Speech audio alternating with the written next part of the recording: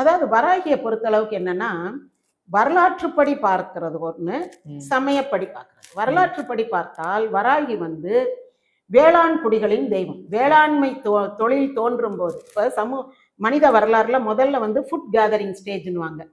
அப்ப முதல்ல அவன் எங்கெங்க பழம் காயெல்லாம் கிடக்கோ எல்லாத்தையும் தின்னு பார்ப்பான். எது நல்லா இருக்கோ தும்பான், கசப்பா இருந்தா தூக்கி போட்டுருவான். அப்படி வந்து அப்புறம் வேட்டையாடுறது, இந்த விலங்குகள் வேட்டையாடுவதை பார்த்து மனிதனும் வேட்டையாடி அது தோலை உரிச்சு அதை மேல சுத்திக்கிறதுக்கு, ஆடையாக குளிர்ல போர்த்தி கொள்வதற்கு, சின்ன பிள்ளைகளை போர்த்தி வைக்கிறதுக்கெல்லாம் பயன்படுத்திக்கிட்டு இந்த இறைச்சியை எடுத்து சாப்பிட்டான். அப்புறம் இறைச்சியை சுட்டு சாப்பிட்டான். பாறையில போட்டது காஞ்சு நல்லா கிடக்கிறது ருசியா இருக்கவும், சரி அந்த சிக்குமுக்கி கல் மாதிரி உரசி, இந்த மூங்கில் உரசி எரியறத பார்த்துட்டு, அதுல கிடந்த இறைச்சி ருசியா இருக்கிறத பார்த்துட்டு அப்படியெல்லாம் நெருப்பை கண்டுபிடிச்சான், சமையலை கண்டுபிடிச்சான்.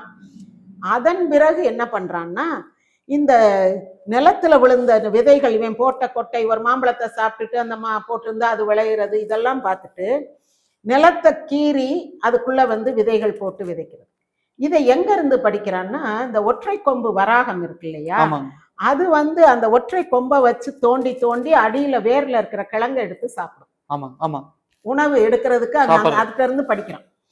அந்த ஒற்றை கொம்புல கீறிக்கிட்டு போய் அதுல விதை போட்டுட்டு மூடி வச்சுட்டா அப்புறம் அது வரிசையா முளைக்குது. இந்த பயிர் வளர்ச்சியை வந்து அவன் அந்த ஒற்றை கொம்பு மாதிரி கீறிக்கிட்டு போறதுல இருந்து கண்டுபிடிக்கிறான். அப்போ இந்த ஏர் கலப்பைய வந்து அவன் எங்க இருந்து கண்டுபிடிக்கிறான்? இந்த ஒற்றை கொம்பு வராகிட்ட இருந்துதான், வராகத்திட்ட இருந்து கண்டுபிடிக்கிறான்.